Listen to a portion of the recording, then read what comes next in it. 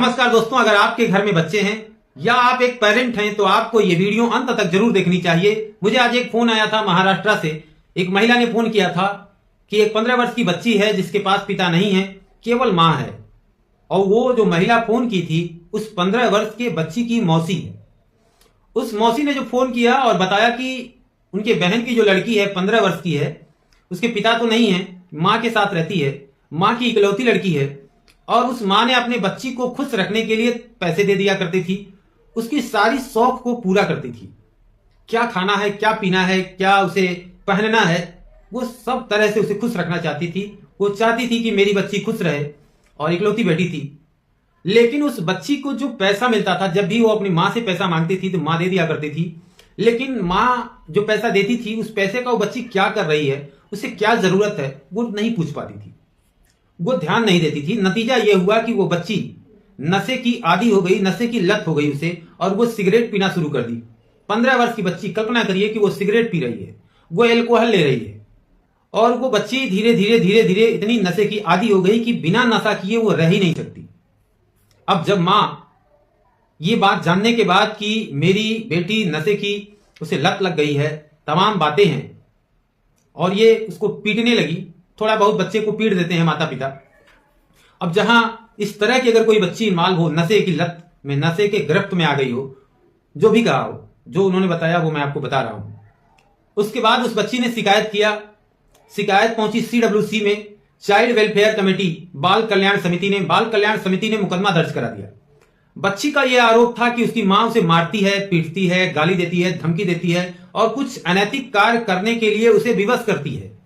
इस आधार पर बच्ची के इसी स्टेटमेंट पे उस मां के खिलाफ एक मुकदमा दर्ज हो जाता है, FIR दर्ज हो जाता है। और जब FIR दर्ज हो जाता है तो उस मां को गिरफ्तार कर लिया जाता है। मां जेल में जाती है, मां की रिहाई होती है जमानत के बाद, मां बाहर आती है और उस बच्ची को जब लोग मिलने जाते हैं तो पता चला ये बच्ची ये कह रही है कि मैंने तो ये काम, मुझे मां मेरी सिगरेट पीने से मना न करे और मैं जो कर रही हूं उसमें वो टोका टाकी करती थी, इस वजह से मैंने झूठा आरोप अपनी मां पर लगाया। अब बच्ची के उस स्टेटमेंट पे, उस झूठे स्टेटमेंट के आधार पर जिस मां को, उसी की मां को जेल भेज दिया गया, FIR दर्ज हो गया। क्योंकि आपका ही बच्चा है, लेकिन आप अपने बच्चे को मार नहीं सकते, पीट नहीं सकते। अगर आप अपने बच्चे को मारते हैं, पीटते हैं, उसे अनैतिक कार्य करने के लिए विवश करते हैं तो आप भी एक अपराध कर रहे हैं, क्योंकि वो बच्चा आपका नहीं है, वो बच्चा समाज का है।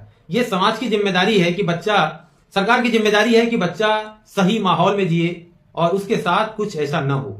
इसलिए ये बाल कल्याण समिति बनाई गई है जो बच्चों की देख रेख करती है।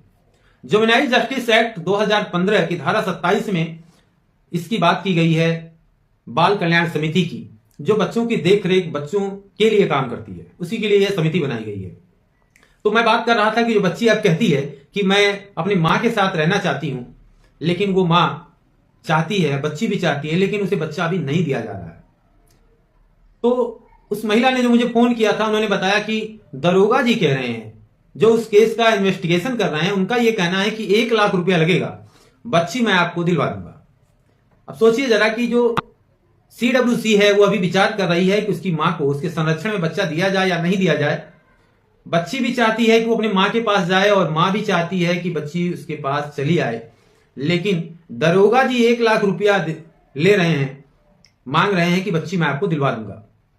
हालांकि ऐसा नहीं है, मेरी जो अपनी सलाह थी और मेरा जो वीडियो बनाने का उद्देश्य यही है कि ऐसे झांसा में आप नहीं आए, क्योंकि CWC जो है, जो बाल कल्याण समिति है, वो सारी चीजों को जांचती है, परखती है और बालक का संरक्षण कहां ठीक से होगा, बालक कहां संरक्षित रहेगा, उसी को वो सौंपती है। ब्लड रिलेशन का आदमी होगा, जैसे नाना है, नानी है, दादी है, अगर इन्हें लगता है कि इनके पास ये बच्ची संरक्षित रहेगी, सुरक्षित रहेगी, तो वो बच्ची उन्हें दे दी जाएगी, अन्यथा वो बच्ची किसी को नहीं दी जा सकती। ये बच्ची हो या बच्चा हो, इस पीरियड में बच्ची को या बच्चे को जहां माता पिता द्वारा ही उनका अतिक्रमण किया जा रहा हो, वहां बच्चा बाल संरक्षण गृह में रखा जाता है।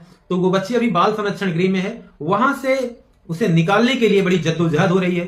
दरोगा जी पैसे मांग रहे हैं, मां परेशान है कि मेरी बच्ची मेरे पास चली आए, बेटी परेशान है कि मैं किसी तरह से अपने बच्ची के पास, मां के पास चली जाऊं, लेकिन इसका कोई हल नहीं निकल रहा है।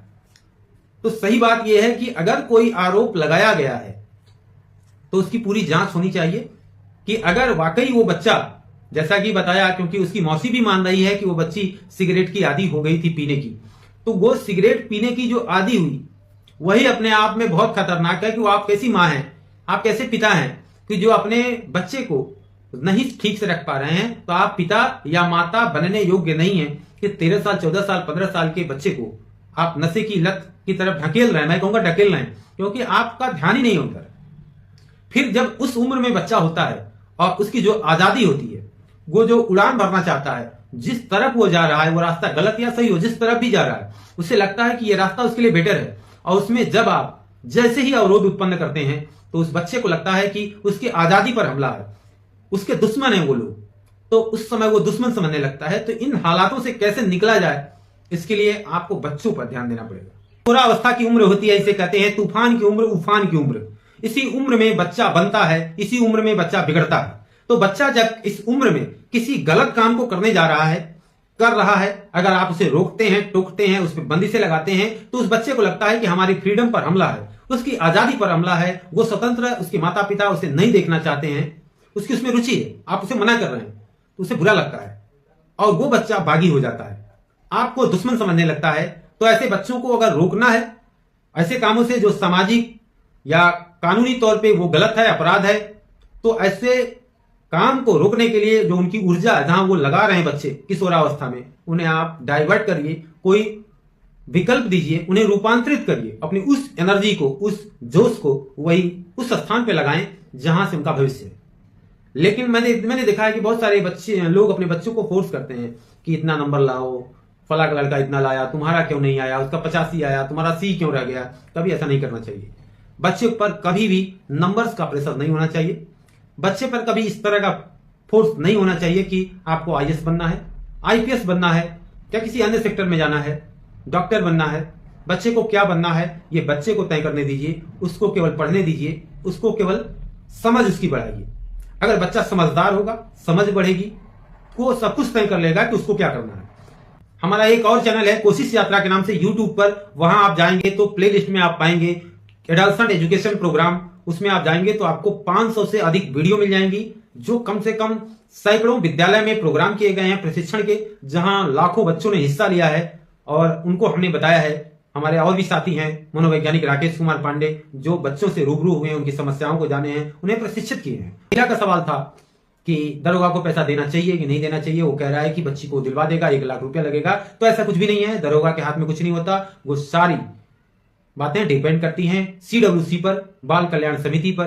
बाल कल्याण समिति को यह तय करना है कि बच्ची अगर जाना चाहती है और माहौल ठीक है, सब कुछ ठीक है, तो वो उस पर डिपेंड करता है, उसकी रिपोर्ट पर डिपेंड करता है। दरोगा इसमें कुछ नहीं कर सकता। दरोगा इस मामले की जो FIR दर्ज है, इस पे दरोगा विवेचना करेंगे। जो फैक्ट होगा, जो विवेचना से आएगा, उसे वो अपना कोर्ट में चार्जशीट फाइल करेंगे। बच्ची को दिलाने से और बच्ची को वहां रहने से दरोगा जी उसमें उनका कोई हस्तक्षेप नहीं हो सकता।